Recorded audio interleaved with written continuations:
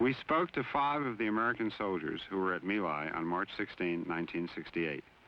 They were James Berthold of Niagara Falls, New York, Gary Garfolo of Stockton, California, Gary Crosley of Del Rio, Texas, Bernardo Simpson of Jackson, Mississippi, and Michael Bernhardt of Tarpon Springs, Florida. Do you think the training contributed to what happened?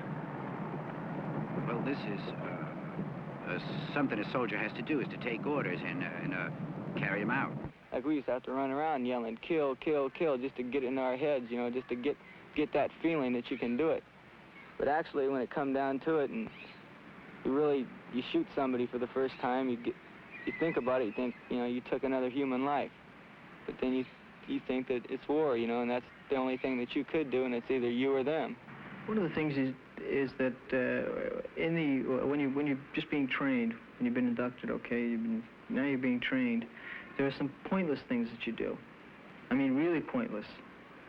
So I mean, what it does is more or less conditions a man to think that just because it's pointless doesn't necessarily have to be ignored. In other words, you still have to do it even if they say and it doesn't make any sense. Was there any harassment of civilians? I don't know, like, a lot of the guys would sometimes beat up people and stuff like this here. I don't know why. They would get killed by accident, and there were some rapes at times.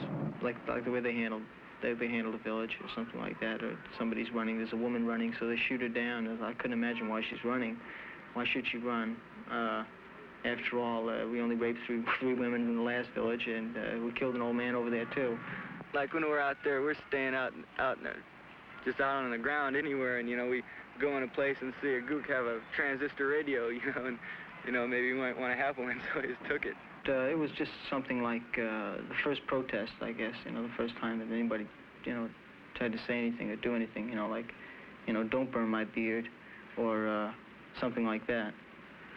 I said something about the old man that had something stolen from his house, and he was, you know, just trying to get it back, right? He was just following the troops around, following them, and he didn't go away. So they finally didn't want to be bothered with him anymore, and so they shot him.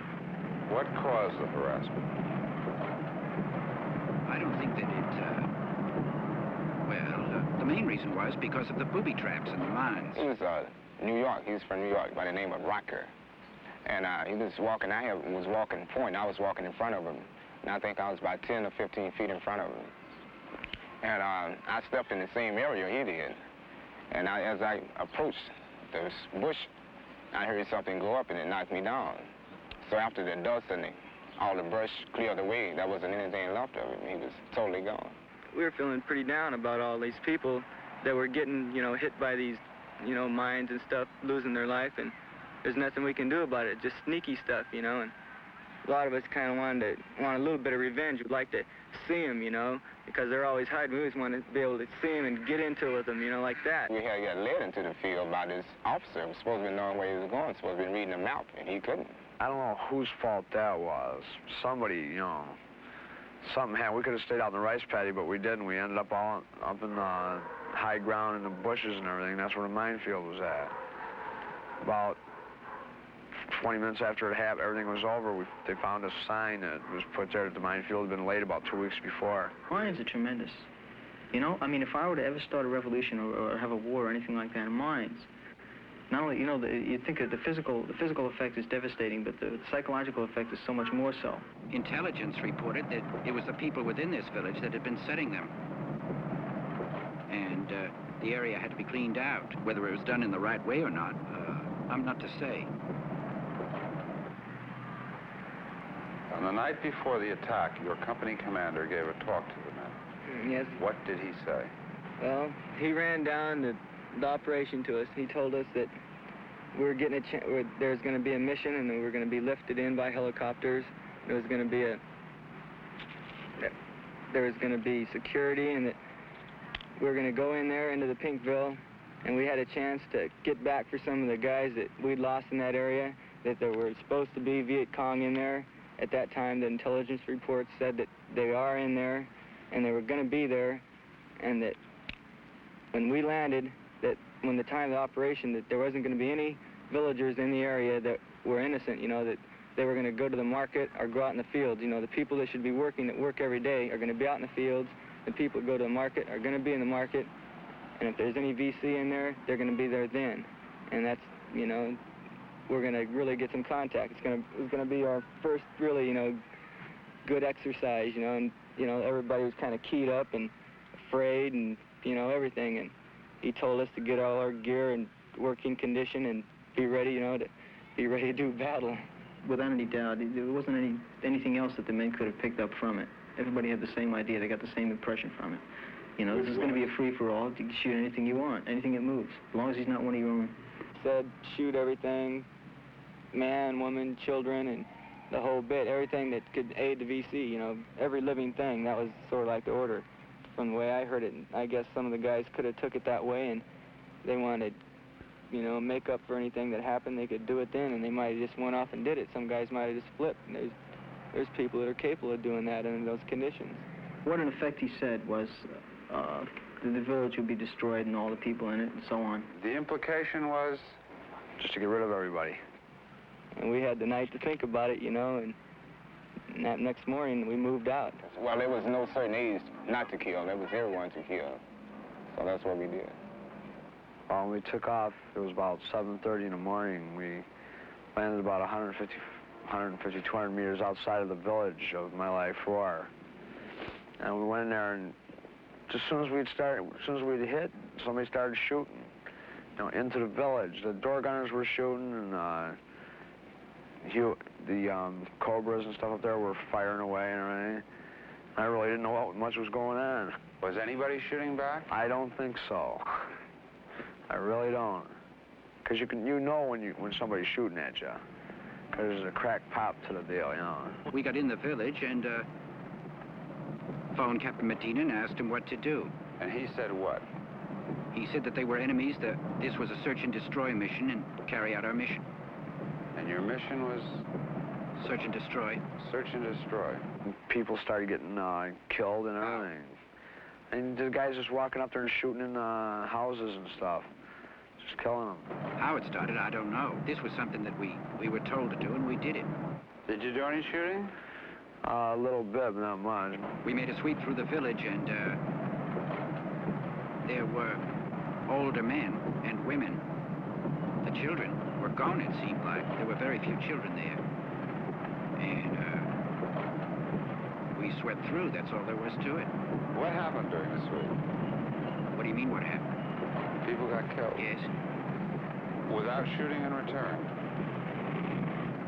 Without any return fire. Without return This fire? is the type of thing that during training you're told to do. When you have a search and destroy, this is what your orders are to do. You don't question it, unless maybe you are an officer. Would you repeat that, and would you Search say... and destroy is a mission whereby you're given an area and you're to destroy anything in that area.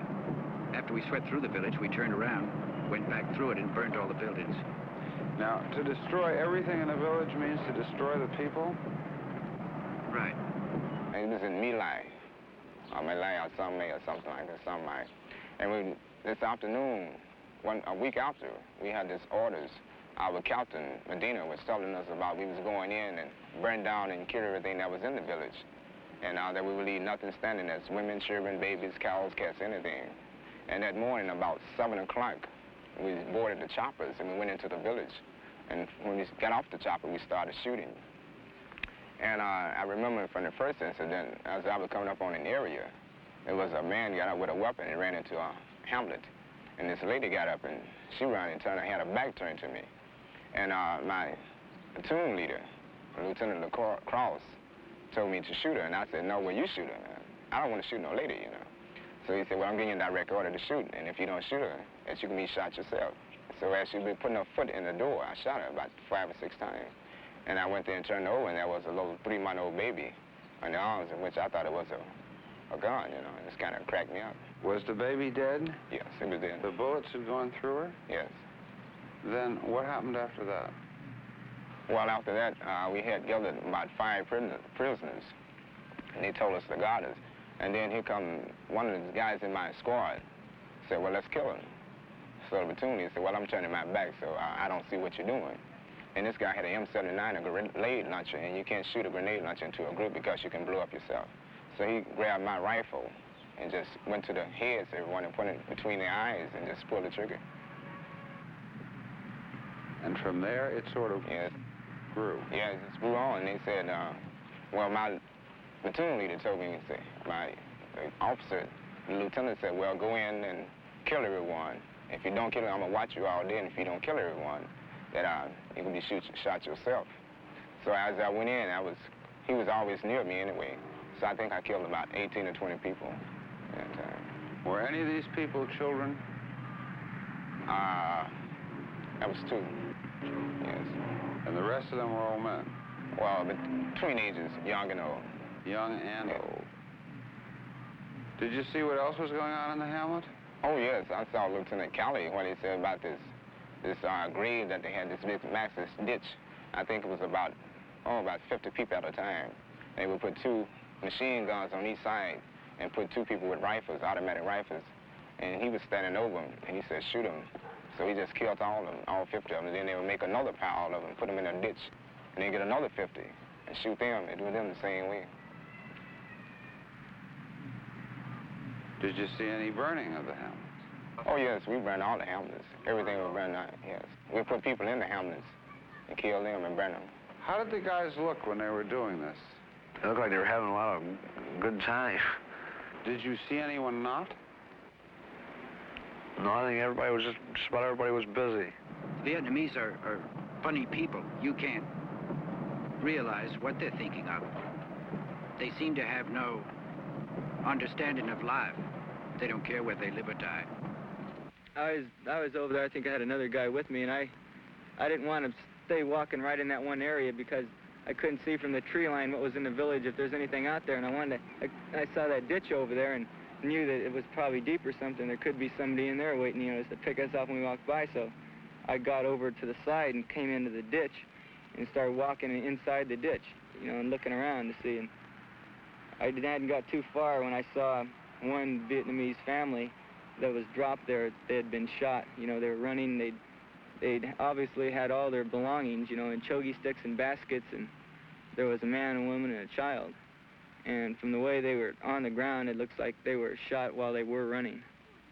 And I couldn't tell exactly what did it, what weapon killed them because, they were just had holes in them. And I stopped and I looked at it for a while and, kind of run it through my mind and decided to keep moving on. And I moved on down the ditch, and the firing kind of, it ceased. There wasn't too much firing. Every once in a while I heard a round, being let off somewhere, but I was just more or less looking out around there thinking, that, like they told us there was supposed to be some action there, and I just wondering where it was. And the rest of the platoon was sweeping in towards the village in about the same direction. And I walked down a little further and I saw a few more incidents just like that, families being shot. And I was watching the other people, and we hadn't got into the village yet. We were just still on the outside there. And then it's about then I come upon the road where the main pile of bodies that I did see was, 11 or 12 men, women, and children, just sort of like in a pile there. And that kind of, a lot of us just looked at that and we knew that something bad had happened, and we just couldn't figure out why. Why was it this way? Why little kids? And, we just didn't know, nobody knew. It was completely illogical. I mean, why should they shoot them? But, well, they were there, that's all. They were there, and whatever was there was supposed to be the bad guys. And you came upon other things? Yeah. There were a lot of bodies laying around, so a lot of people were dead,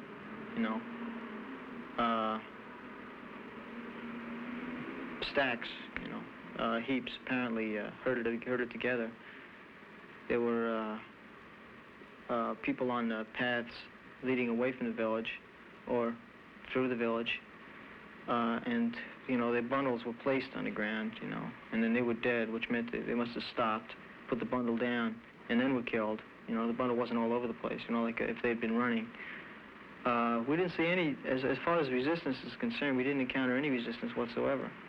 The Vietnamese have a habit of when you come into a village, they get scared and they huddle. they all get together, you know, and they just, you know, huddle, get in little herds, and it just looked like that's what happened right on that trail, that they were confronted or something. They were either going to or from, because this one road went from another little house into the village, you know, and it looked like they were halfway in between there moving, and something had stopped them, caused them to huddle, and they huddled, and they were cut down. They were infants, in fact. It makes you think that even if they were considered beasts, that you would think that maybe a water buffalo calf or a little piglet would fare better than a child. Well, they figure that the babies, when they grow up, they will be beasts anyway. So why give them an opportunity to grow up? It wasn't so much the number, you know, that got me. It was the fact, you know, I mean, if there was just one infant in the whole pileup, it would have been bad enough. There again, what's going to happen to them is, if they were just left there, they would have died anyway. I think there was 2 kids I seen get killed. Did you wonder why? What did you think when you saw this?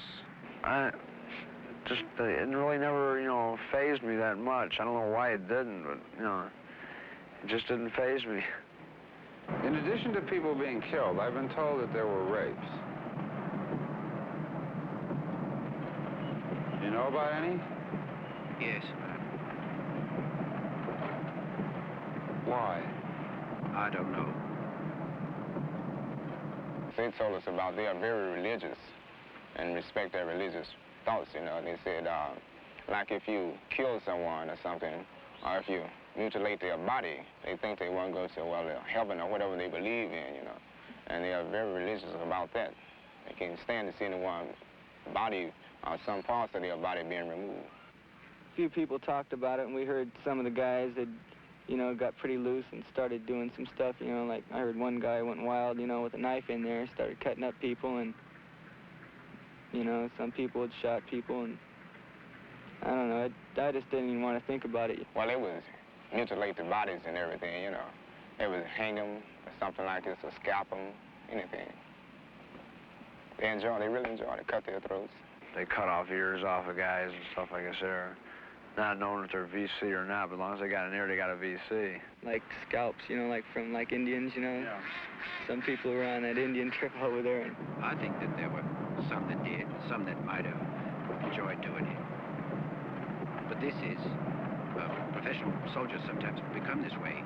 you know, like you could hide under orders and take out your little anxieties, you know, and, you know, which some people probably did do, you know, but I wouldn't shoot anybody like that, and I wouldn't do anything that, I never did do anything over there that I didn't want to do. I was just sort of left out. I was not looked down upon for not having done anything, but just sort of left out of the fun. There were men that didn't shoot anybody. How did the guys feel about this? Well, kind of felt like they were putting the responsibility upon the other soldiers. The job that should have been done was pushed upon the rest of them. Well, at night, well, we said, everyone was talking about how many they killed and all this, you know, how they killed them and everything. We heard about just shooting gooks and like a head count, like I killed 3 or 4 people, you know, gooks, you know, like. But that was the kind of talk that was going on, and, you know, chalk that one up for me and all that other stuff. Well, we didn't think anything of it. Well, we thought a lot of it, of course. I'm exaggerating there. We didn't believe that this would be such a publicity stunt. We felt that this has been happening many times before, and it's probably been happening many times since. I've heard stories and talked to different people from different other units, and like that happens, you know, people in villages get shot up a lot, but it just never seems to come down, you know. How did the officers who were with you react to this? They did a little bit less talking because, you know, they have to be more, they were a little bit more prudent, I think, because they realized the seriousness of the situation. Not that they had done anything wrong in the eyes of their superior, but that in the eyes of the superior, they had, and so that he would have to come down on them, you know, like the underlying order. They were actually expected to do what they did, but it's like, do it, but don't let me catch you. I didn't feel like there was any reason for the public to know because I felt like this had been done before. I didn't think that I'd ever be thinking that much of the day. Well, I'm a platoon sergeant, my platoon leader, and so on. They talk to me, and I say, well, you know, you're not going to say anything, are you? You know, if that colonel comes around, just don't say anything at all. Once we got back, they told us not to talk to anyone. Well, our platoon sergeants told us not to mention this to anyone, not to say anything about it. What kind of questions did he ask? Questions of the type that, well, what did you think of what was going on down there? He didn't ask what was are you going to do? No, the way he asked the questions, it seemed to me that he knew. In other words, he wasn't trying to find out what was going on, but what would happen from there on. Do you think anything can be done to prevent this kind of thing from happening again? We can get out of Vietnam. It seemed that everywhere we left, if the enemy wasn't there when we got there, they were when we left. We seemed to be sort of growing them, you know, planting them like seeds. Wherever we went, we sort of bred the enemy. He just came out of nowhere. And it was almost as though if we weren't there, there would be none. What do you think a war crime is? What do I consider a war crime? I consider a war crime of being over there. Just the idea of being there. They herded these people into a bomb crater or something, you know, and they shot these people all up. And these people didn't say a word. Gosh, I guess you would say it was senseless. I don't know, it seemed like everybody was doing the right thing, you know. Everybody else was shooting them, so I figured I might as well get a little bit of target practice. Everything seemed to be like we were doing it right, you know, doing something that was right because nobody said nothing about it. I don't feel like this was some isolated circumstance. It's happened many times before and many times after.